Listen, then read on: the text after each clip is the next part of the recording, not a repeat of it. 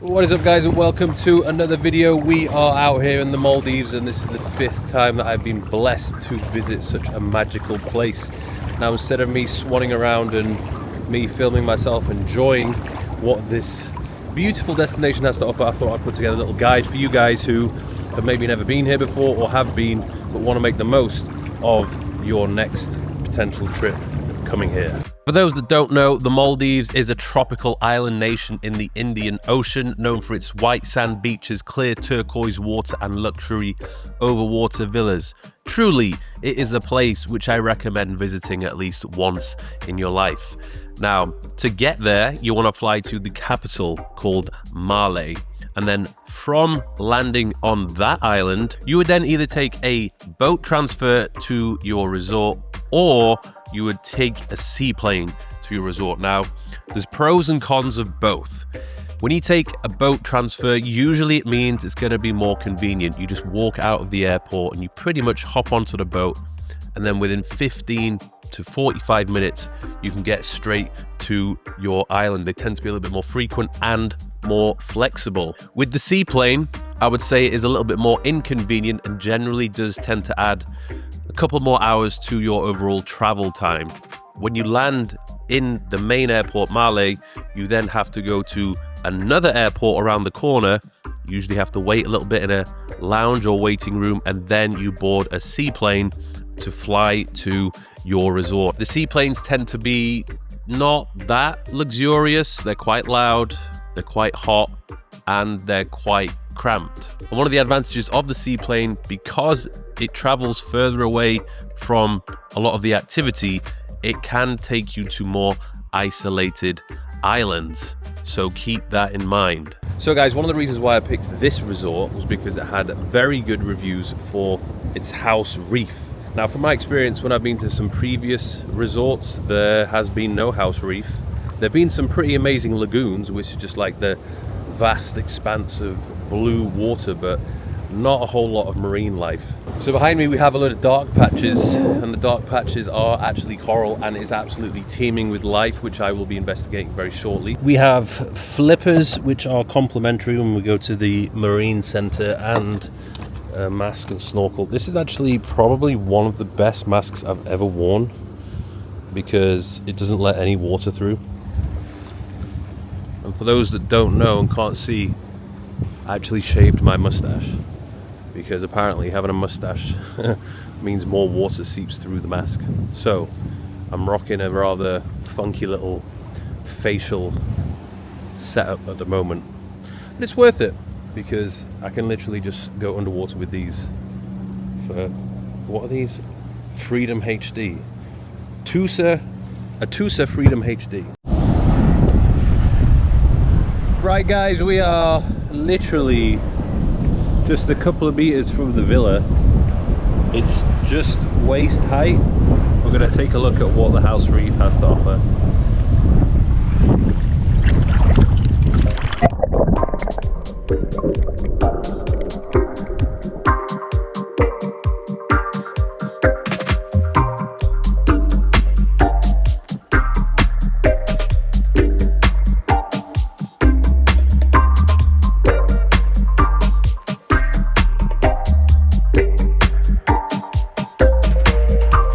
So the house reef definitely lived up to the hype. There was an abundance of marine life there.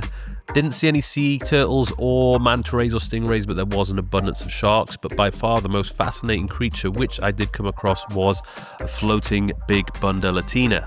Now, if it turns out you do go to a resort and the house reef is not very good, then it's not necessarily the end of the world. It means you just have to go on like a daily excursion via boat, 15, 20, 30 minutes, where they'll take you to a really lively spot with just loads and loads of active marine life knocking about.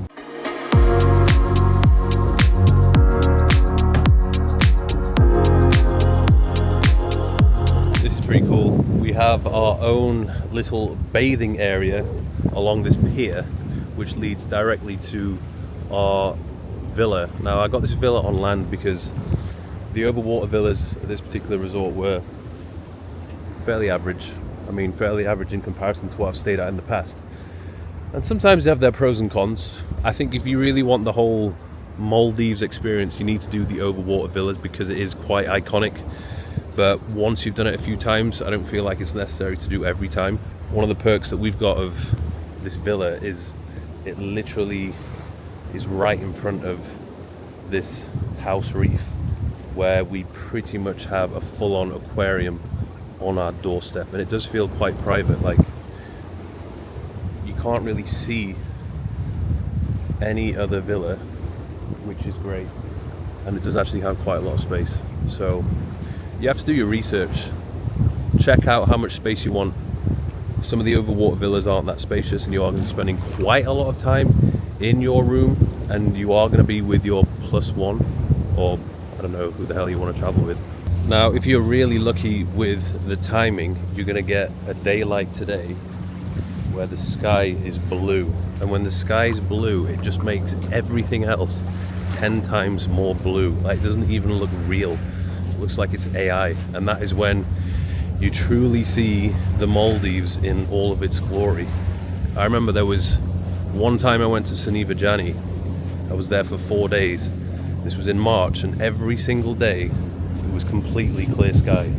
There was not a cloud in the sky for the entire trip, and it was just absolutely incredible. But on the other hand, we decided to go back again. We actually got invited to go again in December this time round, and for pretty much the entire trip it just rained like every day, and there was maybe like 3 hours of sunshine, and it just completely changed the whole experience.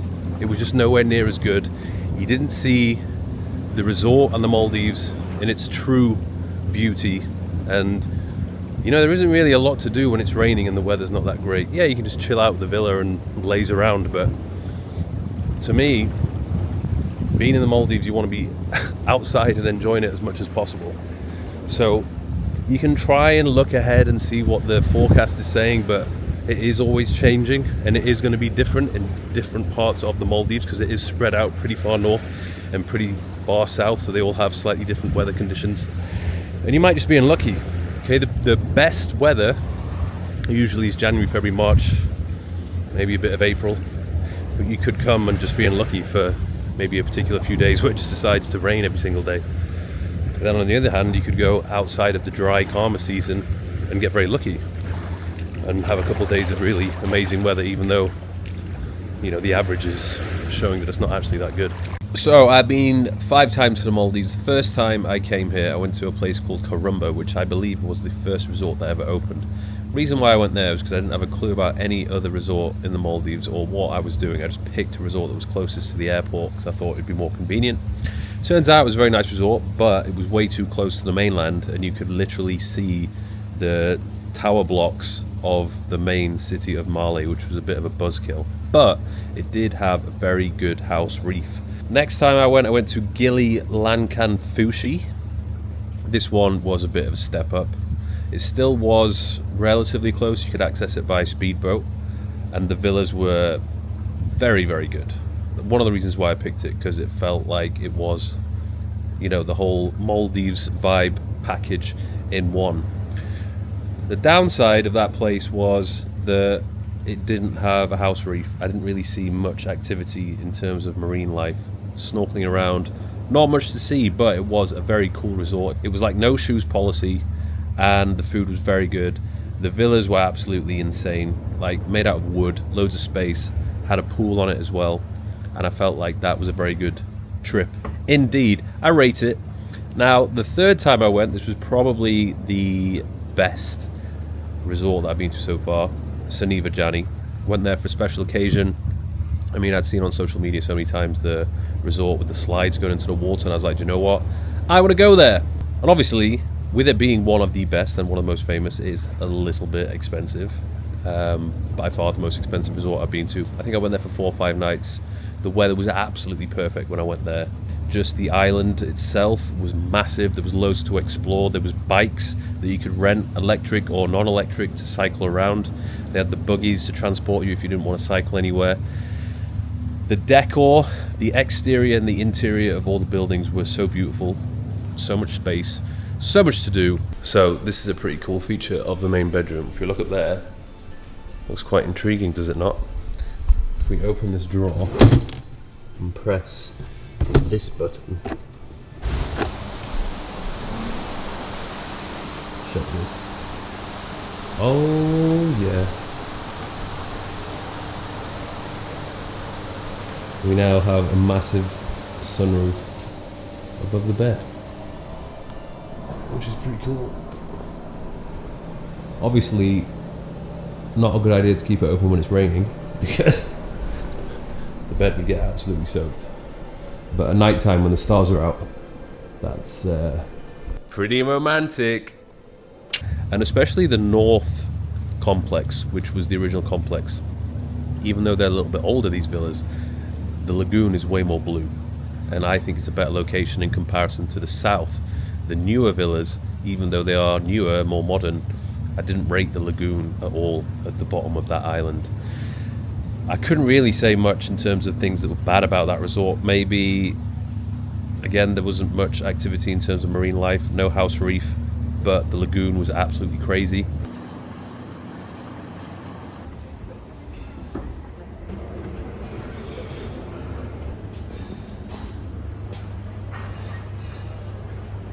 Oh yes, this is my favorite area of the whole breakfast selection. Also the most dangerous area, full of absolute delights. I think this little room this is open all day, isn't it? Yeah. All day. And basically we morning only for breakfast. So that's just for the morning. Yeah, breakfast. But this is open all the time. Yeah, all the time. So if you ever get snackish during the daytime, which I do, then you can just come down here and have some nuts, dried meats, olives, sauces, cheeses, wine. You can help yourself to the wine. Oh, I won't be because I'm not drinking. Also, the chocolate area. This is also open all the time. Another dangerous area. Vegan Bliss Bites.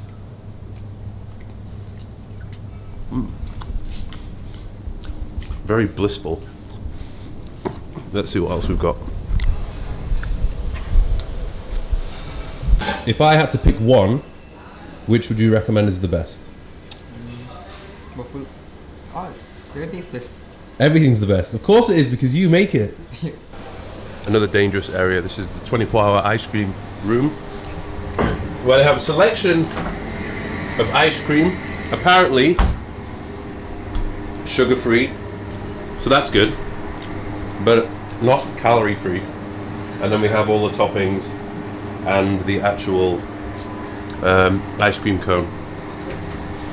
There's a lot of food. A lot of food. Now, I did actually come back again to Soneva because there was an opportunity that presented itself. A group of us went. Now, this was a little bit of a different experience. I think primarily because we went in December and the weather was just not very good, so wasn't really much sunshine. Completely different vibe in comparison to the first time I went. And I feel as though because there's around about 175 resorts in the Maldives, there may be more actually, I don't actually know the exact number, that's what ChatGPT said. But I feel as though coming back to the same resort, I don't think that's a good idea. I feel like there's so many amazing resorts to check out. Go explore them. Even if you had the best time at one particular resort, if you go back to it, you're always going to be comparing to the first time around, and I feel as though you're just missing out on seeing all these other amazing resorts. So my advice would be not to go back to the same one. Oh, look at the vibes. Look at the trees. The trees. The sun is about to set, and I'm about to fill my face full of food because I've burned a lot of calories today swimming around and hitting the gym. So looking forward to tucking into tonight's offering. Look at this. What is that? It's a friggin'... The root is growing down from the tree. That is amazing. I reckon you could climb up. Do you reckon you could climb up it? So, if it is going to be your first time coming to the Maldives, I would recommend splashing out a little bit. of course, there is a wide variety of different price ranges that you can choose from, but I feel like if it's going to be one of these special occasions, it's worth splashing a little bit, just because paying a little bit extra does often improve the experience. You can go for a very basic resort, but the problem with going cheaper means that, first of all, the service isn't going to be as good, the quality of the accommodation probably isn't going to be as good, and the whole experience, restaurant choices, quality of food, buffet, everything else is going to be lower than maybe you would want it to be. Now there's those which are extremely expensive, and I'm talking like more than $4,000, $5,000 a night. I was actually checking some of the Soneva new resorts, Soneva Fushi, Soneva Secret, and realistically you're looking at least like $4,000 per night. But if it is going to be celebrating a very special occasion, and it's going to be the one and only time that you come to the Maldives, then I would say splash out, because the memories that you make and the experience you have is something which is going to stay with you for the rest of your life. So look around.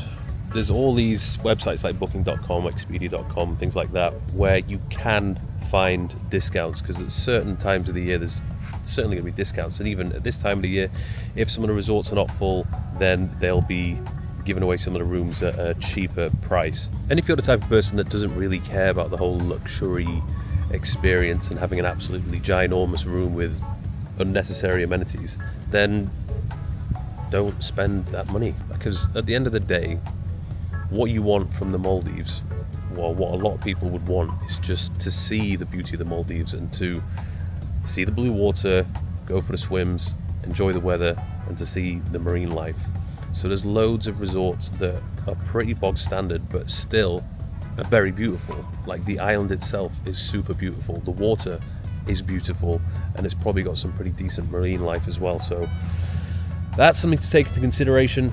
And then on top of that, you've got to also make sure that you're going with the right person. There are maybe some resorts that throw parties and they're a bit more of a social resort, but from my experience so far, it's very much couples.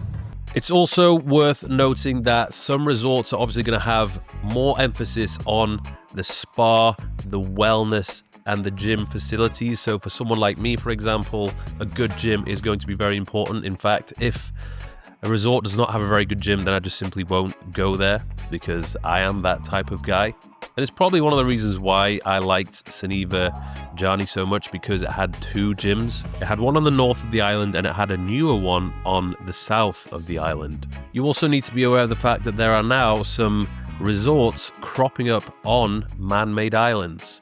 So I don't know what this is actually going to feel like, but I can imagine it's probably the last thing I would want to do as a person living in Dubai, the most man-made place that you can imagine, to go get on a flight for 4.5 hours to go and stay on a resort on another man-made island. That is just something that I would not want to do. I want to be in as much nature as possible. So I feel like if you do stay on a resort on a man-made island, it might spoil that authentic experience. And then you need to think about the duration of your stay. This trip, for example, was a very quick in and out, 3 nights. So a short stay, I'm not bothered if there's not a whole lot to do, because I'm only there for a short period of time. And of course, for a stay that short, it would make more sense to get a sea boat transfer, as it just speeds up the efficiency of everything. If you're going to be staying for a longer period of time, then taking the seaplane makes a little bit more sense. But if you're going to be staying for more than 1 week, you're probably going to get a little bit bored. There is not a whole lot to do in the Maldives, so if you are going to go for longer than a week, I would maybe split the trip up into 2 resorts, because staying in the same place, the same island, is probably going to get repetitive after a couple of days. In my opinion, 3 to 5 nights is absolutely perfect for me. I do what I need to do and then I'm ready to leave. But for other people, maybe you want to switch off and spend a bit more time there. So in that case, where you stay, the island you're on, the size of your villa is going to be a lot more important, I would imagine. So take these things into consideration.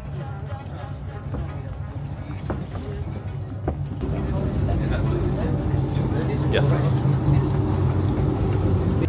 Guys, one of the absolute best things about the boat transfer to the airport is when you're leaving, you only need to leave 2.5 hours before the actual flight. So it just means that you can spend a bit more time at the resort on your final day. Sometimes when you get in the seaplane, you've got to stick to the seaplane schedule, which means you might actually have to leave well in advance before the flight, and then you're just waiting at the airport, bumming around. So there we have it, folks. Hopefully this video has been of some assistance if you are planning to go again to the Maldives, or if you are planning your very first time there. There is a lot to think about, but it is definitely worthwhile.